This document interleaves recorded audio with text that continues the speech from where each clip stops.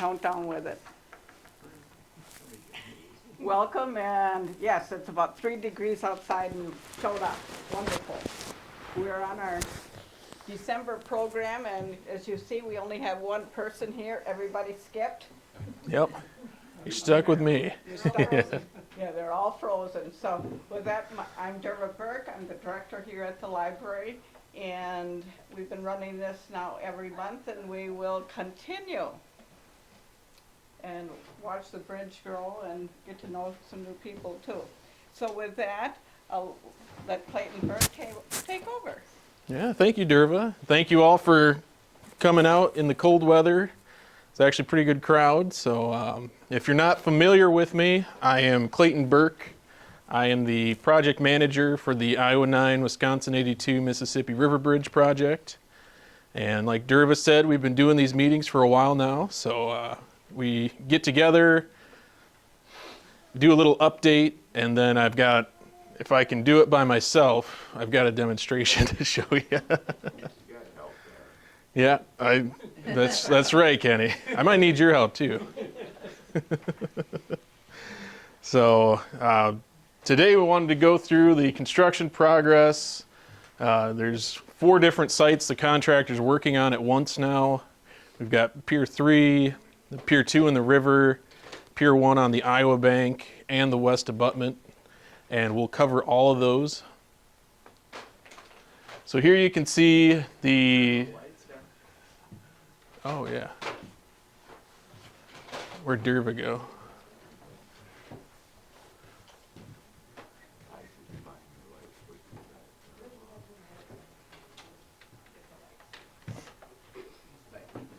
There we go. There we go. No problem. All right, so if you remember from some of the last meetings we've had, the contractor's been working on Pier 3 on the Wisconsin bank. It's one of the larger piers, and it is the pier where the steel truss will touch down on the Wisconsin side. They are working on building the pier cap now, which is the very top of that pier. They have the columns, and then this pier cap sits on top of those columns. And the pier cap is what the steel truss will sit on or bear on bearings. So the first step to putting that together is getting your concrete forms set up. And you can see they use the modular steel forms again. And then after you have your concrete forms set up in the appropriate dimensions, the contractor puts the rebar in the forms. And here you can see there's a pretty substantial amount of epoxy coated rebar. If you're not familiar with epoxy coated rebar, it's just normal steel rebar that has an epoxy coating on it to protect it from like salt, water infiltration. So if you're salting the roads and that salt goes down the drains and ends up on your pier cap, it's protected with these epoxy bars. Isn't it made as one piece and then put in kind of like the cylindrical ones were? Or do they make that in place? These they typically make in place. It'd be pretty challenging to get it to fit just right in the steel forms in this case. Mm-hmm. They're a little more complex. They have lots of little loops and hangers inside, so they just build those on the spot. Yeah. And here you can see they actually have to box out an area for the future anchor rods. And so the anchor rods will get placed in these tubes and grouted after everything's put together. And those anchor rods will hold the bearing plate down on top of the pier cap. So that's what everything gets screwed to after the pier cap's poured.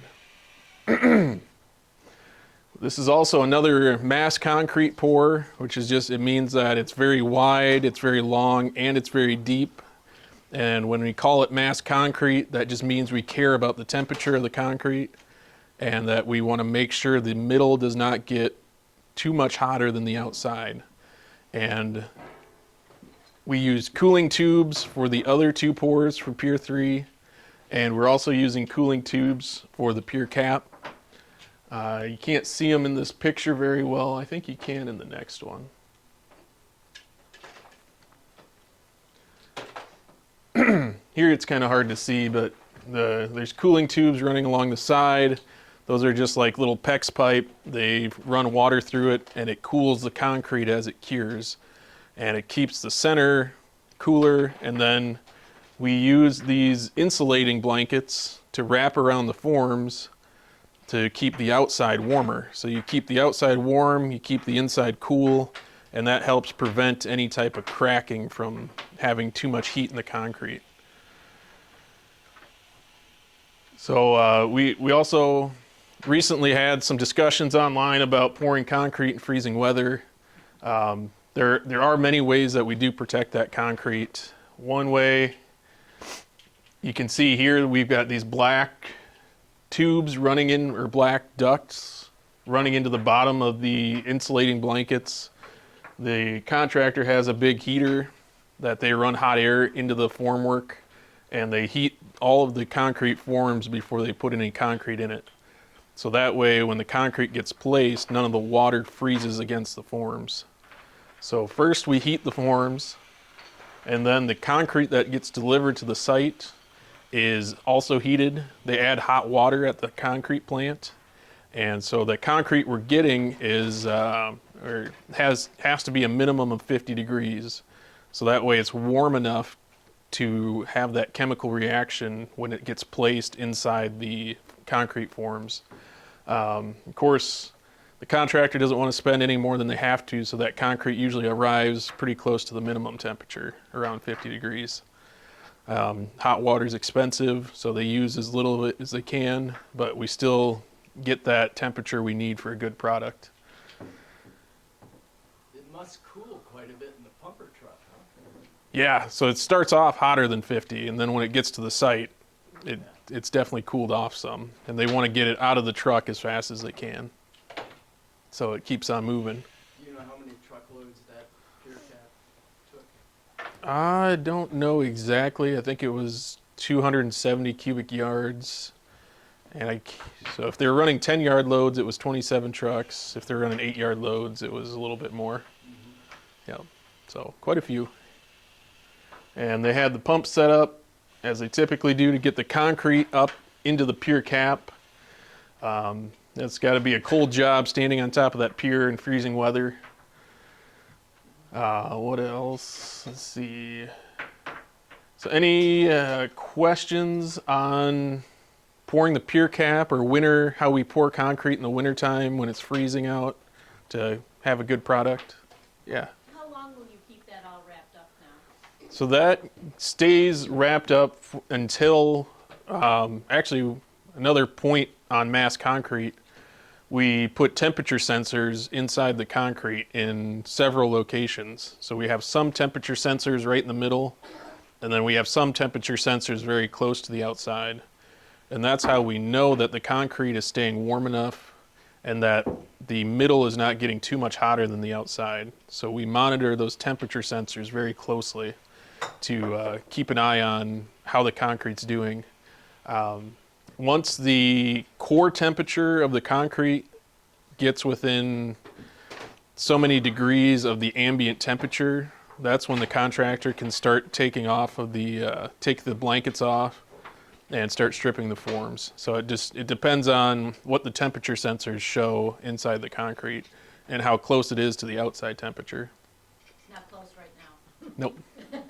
Not right now. It'll be a little bit yet. Besides hot water, you add that chemical that helps it cure too, like can't think of it, Chloride? you know. You talking about chloride? Yeah. Let's make it cure faster, right? Right. And we're trying not to make it cure too fast, so we don't add any calcium chloride.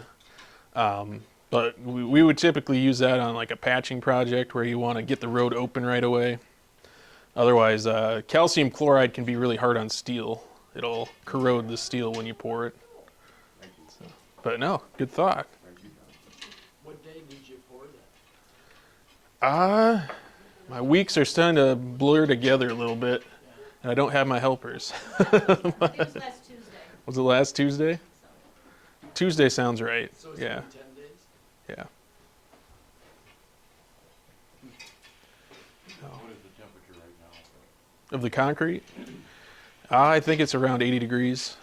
Oh my goodness. Still that hot? Yep. It peaked at 100 and, between 120 and 150, and then slowly tapered off from there.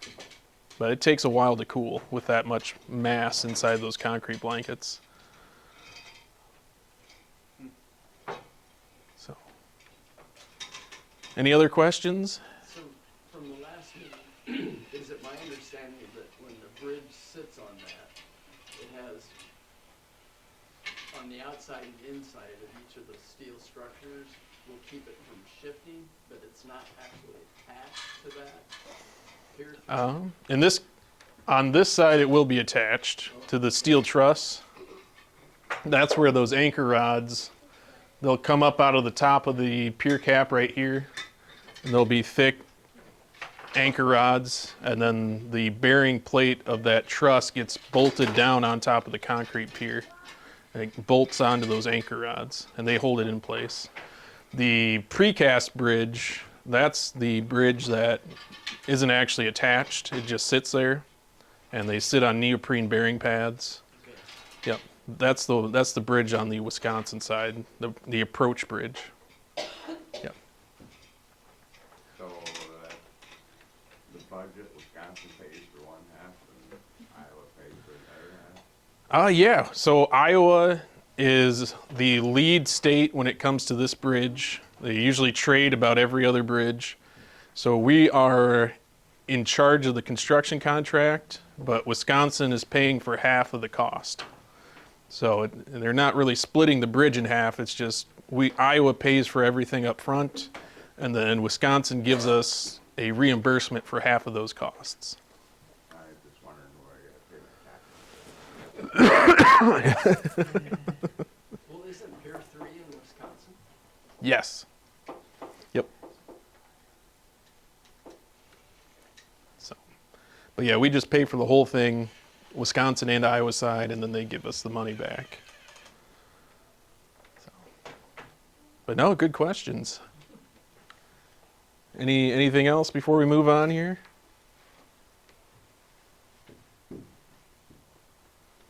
And here's another photo. You can actually see those cooling tubes pretty well in this one coming out of the top, and some of the bracing for the formwork. How do the cooling tubes not freeze? It's a good question.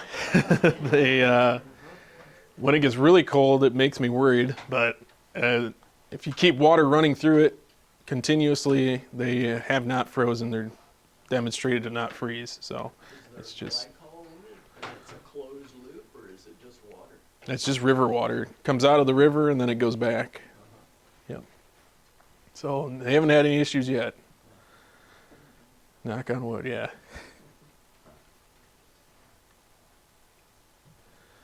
So out in the middle of the river, they've been working, if you remember the Pier 2 site where we poured the 3 very large and deep drilled shafts. They're now removing that steel frame template that they used to locate where those shafts go. And so here you can see they have the big ringer crane, and they've got our old favorite vibratory hammer. And they take that vibratory hammer and they grab the tops of the piling that are in the ground and they vibrate them out. Just like they'd put them in, they'd pull them back out. And they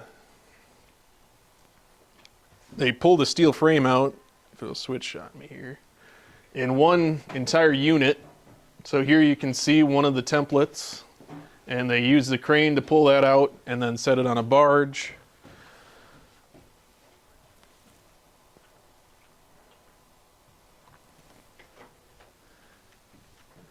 Oops. But the ultimate goal here is to start working on Pier 2 and the footing. And the first thing the contractor needs to work on that footing is to build the coffer cell. And it's a coffer cell, not a coffer dam, because it doesn't go all the way to the floor of the river. So they'll put this box around the drilled shafts, this big metal box, and then they're going to pour a concrete floor at a certain elevation below the top of the river.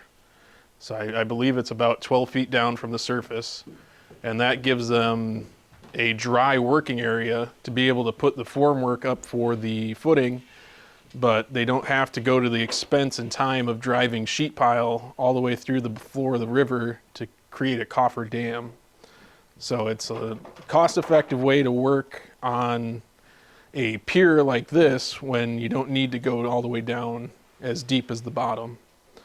So the next critical path item to getting the bridge finished on time is actually pouring that concrete floor. So when they get all of this template work out of the way, they'll start putting that box in place, and then they'll pour that concrete floor and keep moving. So any questions on the Pier 2 site?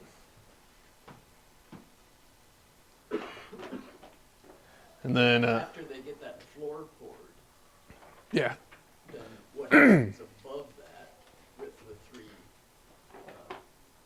tubes? yeah, so they will pour that floor and they'll pump the water out of the coffer cell, and then they will actually cut the tubes to the elevation. Lose my voice. They'll cut the drilled shafts to elevation, they'll chip the concrete down, and they'll prepare the connecting rebar that protrudes out of the drilled shafts, and then the drilled shafts will be at the right elevation for the footing. And so after they're done with that, then they'll form up the footing and pour that with concrete.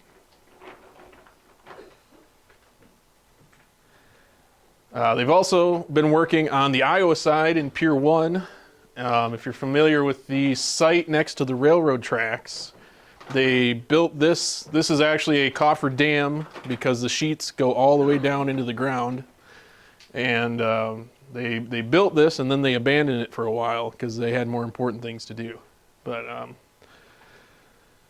they've been working on digging some of the sand out of the bottom. They're going down to rock, and then they're going to dig into the rock a little ways, and then put some, they're going to pour a concrete floor in this coffer dam as well, just to give themselves a good working platform to work off of.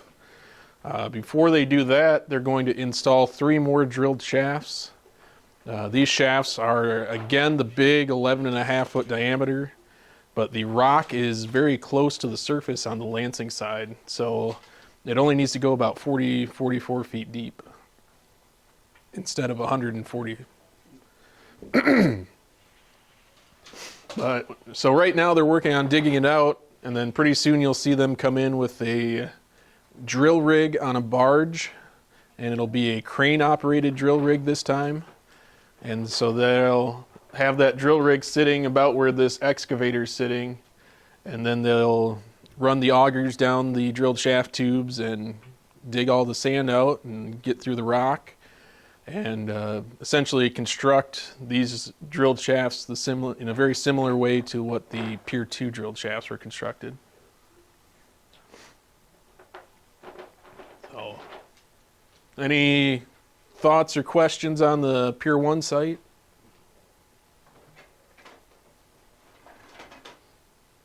And has anybody seen the wall going in on near 2nd Street? I was wondering what that was all about.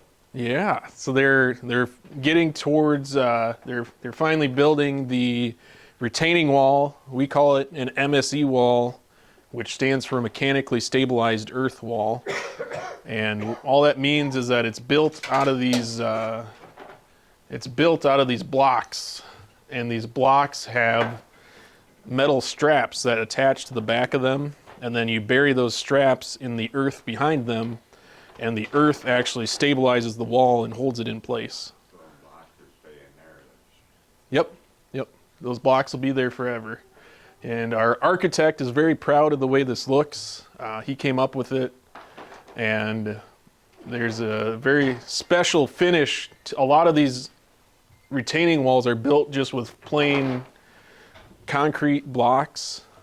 But in this case, we get to build a wall that has an exposed aggregate finish, which just means they took a pressure washer and washed the top of the concrete off so you could see the rock underneath. And they also specify that it has to have a very specific rock. It has to be a Mississippi River rock. So this is all from the Mississippi River. And like I said, our architect's pretty proud of how this is coming out. So it should be a really cool wall when they're done. The first part is actually setting up what we call a leveling pad. And the contractor built this last week. Actually, I think the week before, right before the Thanksgiving break. They form this up, and they have a surveyor come out and tell them exactly where that wall is going to go and what elevation the bottom of the wall needs to be at. And then the contractor uses that surveyor data and the locations that they give them, and they set up the formwork for this leveling pad, and then they fill it with concrete, and that's what all of these blocks are sitting on top of. And it creates a very level, even surface for them to build the bottom of the wall off of. And then as they go, they'll set these blocks on top of that leveling pad. They stabilize them with some boards and struts. And then once they have a row of these blocks in place, they come back, and from 2nd Street, they've been bringing sand in from the Bruning Quarry over by Iverson Bridge Road. I'm not sure if anybody's familiar with that area, but they fill in behind the blocks with sand, and they compact it with, do I have a good picture here? Yeah. So this is what it looks like on the back side. They have a compactor here and a compactor here, and they just run those things back and forth across the sand over and over and over again until the sand is very compact and dense. And then once they think they have it packed down enough, a testing company called Terracon comes in. And if you've seen the white truck with Terracon on the side, that's what they're doing here.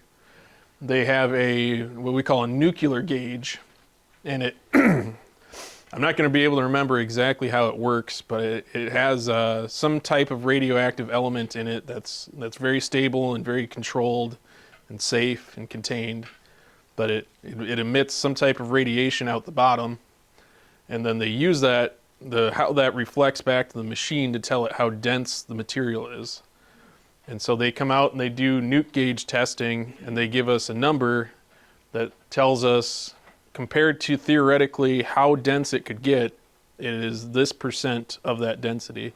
So we're trying to get 95 to 97% density, and the contractor's been doing a great job of getting that or greater. So they've been doing a really nice job with this wall. I've been really impressed with the work they've been doing. I have a question on sand. Yeah, So that sand is really special. it's If they gotta haul it 25 miles. yes. Is it washed, or what's so special about that sand? It is, first it has to be produced by a producer. So we have to have somebody that has a stockpile, and that stockpile has been tested and has gradations run on it. And after it's produced by a producer like Bruning, the backfill for our retaining walls has to go through more testing, and it has to have certain electrochemical test properties. So it has to resist chlorides and And it compacts better too, I'm guessing, for this process. yeah, as long as it meets the material specifications. There's a gradation that it has to meet, which just means a certain amount of it is this size, a certain amount's this size, and as long as it meets that gradation, we know it'll compact to a certain percentage. But no, good question. Yeah. I know a lot of builders town that they got clamshells back in the day. Really? When button factories, they poured a lot of concrete out. Yep. Clamshells that used to fill. For the backfill? For filler in the cement, Oh, in the concrete. interesting. And Just throw it in. I noticed Cool. they were clamming her Where were they taking the piles to? They said just a little bit down the river. Just a little bit down the river. And Yep. they were A mile or so down the river. and they showed us a whole bunch of neat clamshells. Yeah. So, any other questions on the wall going in? What will be on top of the sand? Yeah, so once they get to the top of the wall, which will be about 20 feet tall, they will put the abutment, which is like another footing. We call it an abutment where the bridge sits and touches down on the Iowa side. And it'll just be a big rectangular footing, and that sits on top of the sand that they're filling in here. And then they'll also put some topsoil around the abutment for, to grow some green space, or just some rock to cover it up. But it'll just kind of look like the top of a wall with a bridge that touches down in the middle. With the 3 tubes that really provide the support for that. So those, these drilled shafts here in the metal tubes, those will be poured inside the abutment. So they'll be part of the abutment. Yeah. How deep do they go? Those were not very deep. I think they were only around the 30-foot mark with the rock socket. But yeah, like I said, rock is only like 8 feet deep at this location. Did they go into the rock like they did on Pier 2? Yes. Yep. They've got a good rock socket, and that's where a lot of the strength for the drilled shaft comes from. And Yeah. those are already poured and done. Yes. Yep. Yep, those are the big, yeah. These 3 metal tubes, those are the drilled shafts for the abutment. And they built it this way because the drilled shafts were kind of above the water line, so they didn't have to flood it with drilling fluid. And then that meant that they could just push a temporary casing down and then dig all the soil out and set these are just corrugated metal pipes, which they use for culverts all the time. So these are just big culvert pipes, and they've put those down and filled them with concrete and rebar, and that's how they made the drilled shafts. So that galvanized will stay in it's not coming back out. Yep, that'll be there forever. How about on Pier 2? You see the rebar sticking up. How far below is there concrete? Oh, oops, that was the video.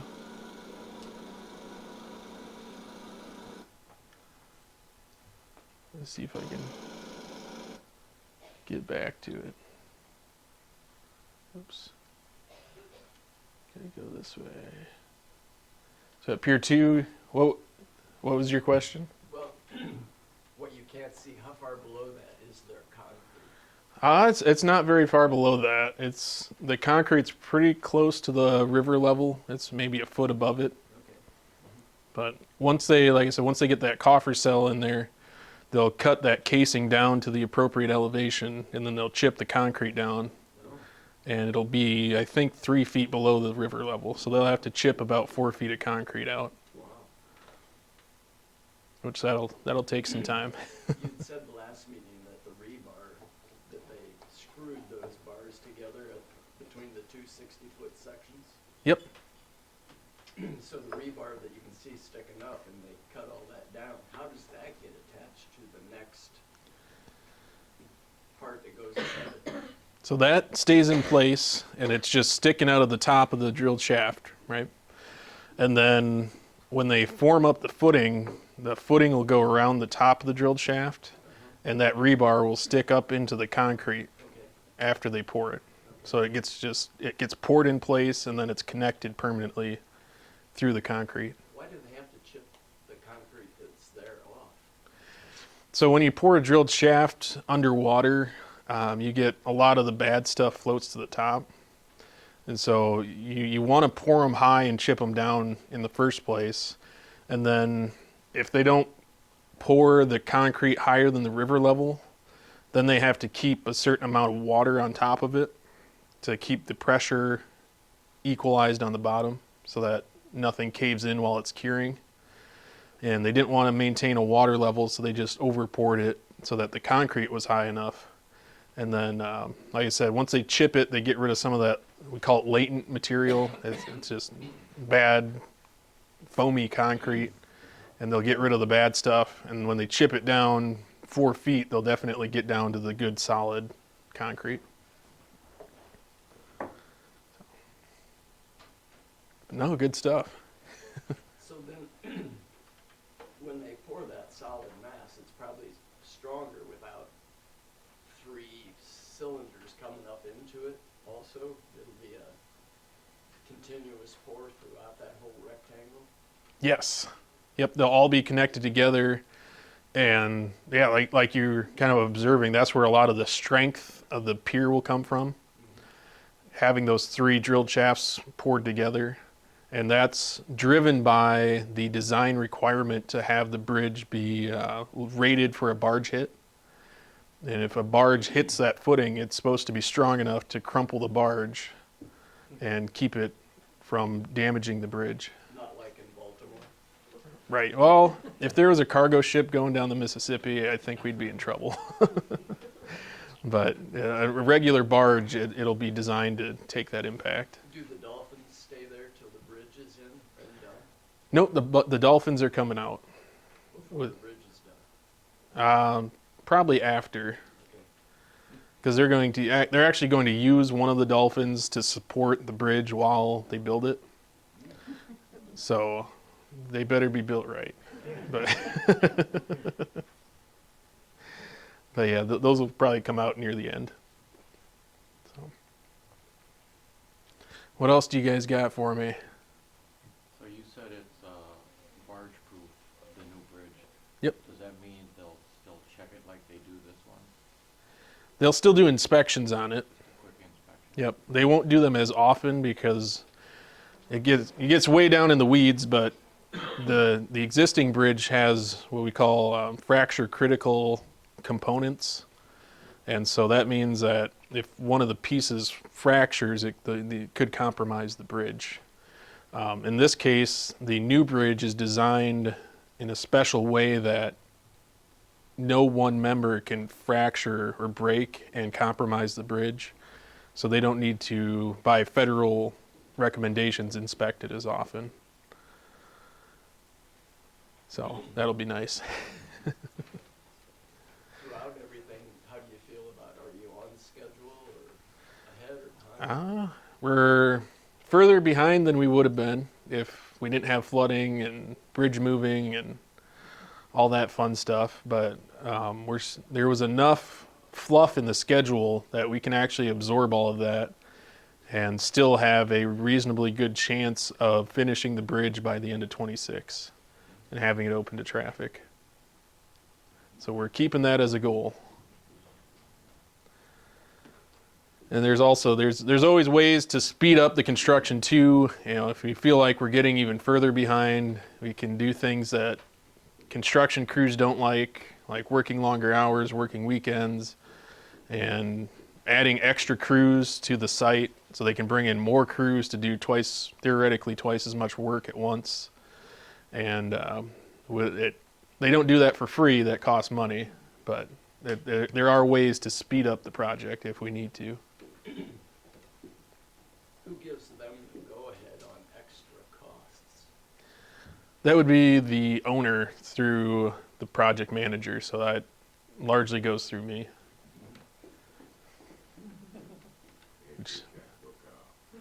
I keep that thing pretty tight, Kenny. Yeah. No, Kramer's been good to work with. They're not like some of the images you get of contractors that are constantly trying to scrape you for money and get everything out of you can. They're good to work with. They're very fair with, if we need to do extra work, they submit good prices, and they've been good to work with.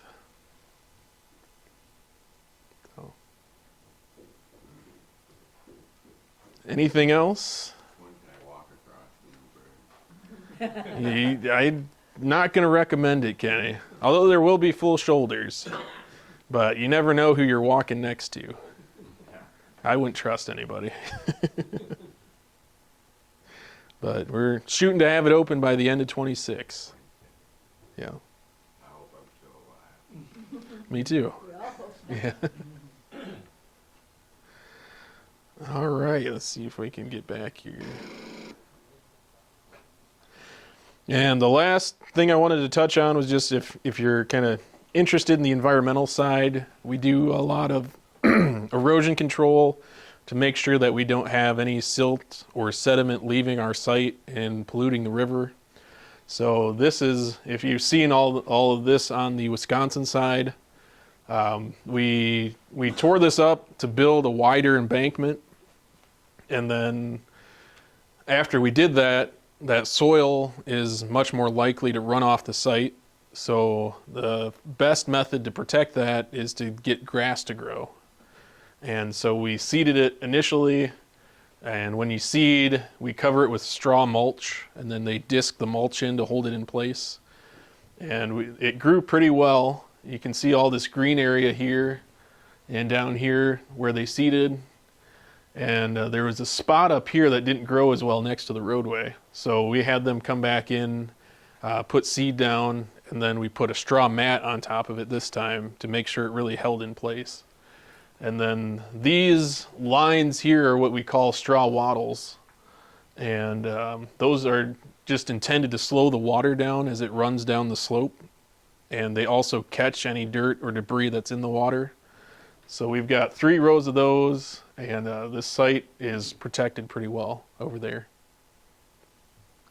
So anything on erosion control? All right.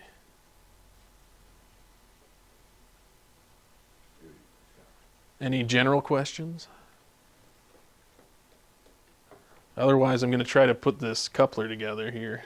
So has it gone well for you personally, being here and the job and family? Yeah, it's really been a great place to live. I don't know where Bree and the kids went, but yeah, we love it up here. I kind of grew up in the area, so it's nice to be back home around family. And instead of seeing Grandma twice a year, we get to see her like every other weekend now, which is awesome. So You'll be here quite a while after the bridge is open also.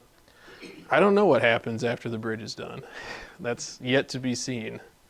So technically my position goes back to Ames, but when I took the job, I made sure that I wouldn't have to move back. So they said I could work from home after the project. So I might be able to stick around for a while. Hey Clayton, would it Yeah. be accurate to think that unlike the present bridge, which pretty much is flat across Yep. the river, that the new bridge deck will kind of arch over the river rather than be flat?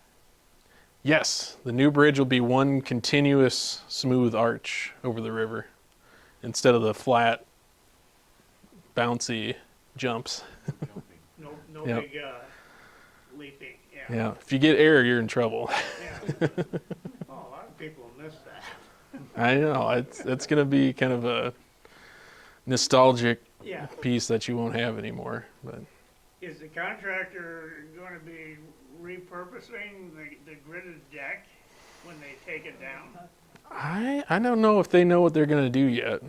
But I keep telling them they should set up a roadside stand and sell parts of the bridge as they take it apart. And I think that's original deck from 1956.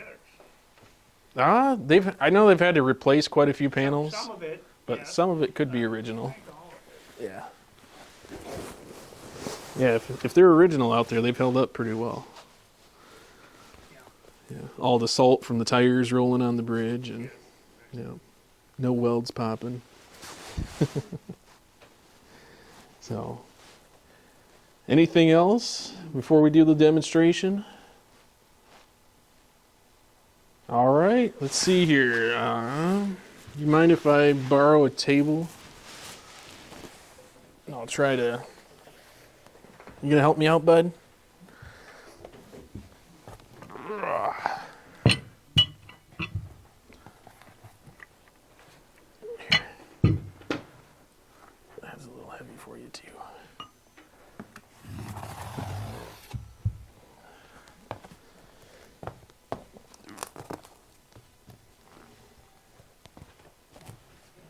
This is the heavy piece.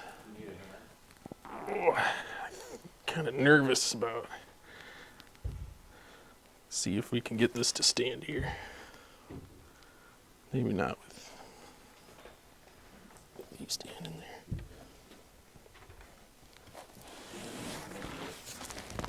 there. Ooh. Oh, sorry, bud. All right.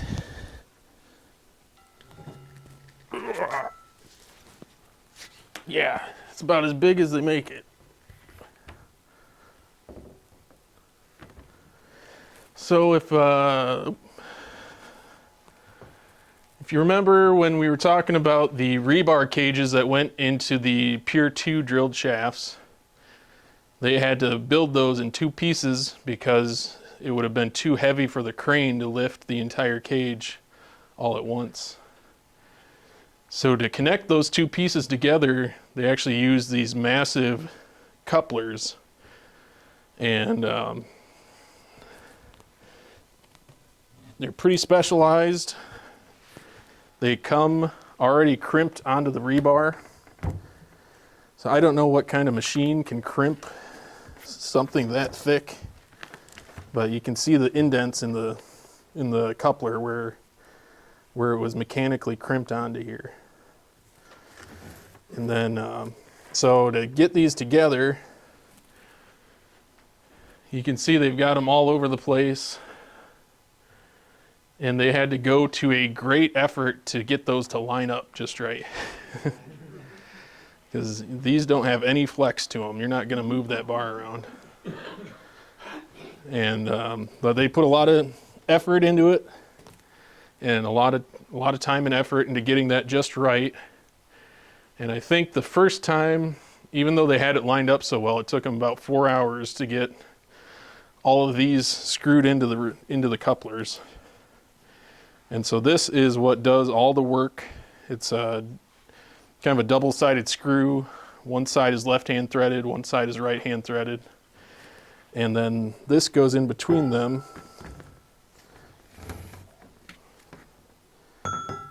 Before they go together. And then as they drop that rebar cage down, eventually this will get tight together, and the contractor will start screwing them together. If I can get the teeth to bite. But how many were in one cylinder? That is a good question. 100? I mean, there's a lot. I don't think there were that many. Let's see, 'cause there were 1, 2, 3, 4, 6, 8, 9, 10,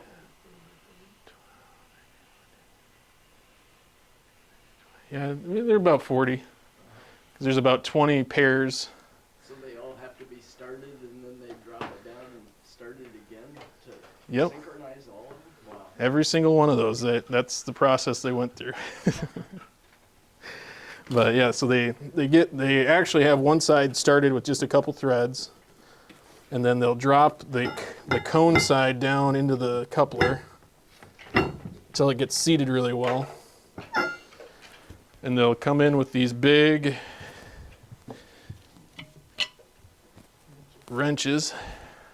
I think they'll put one on the coupler here. And I'm not actually going to do it, but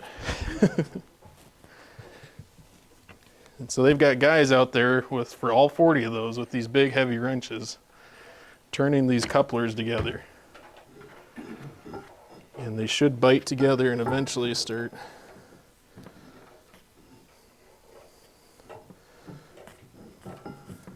It's hard to fathom.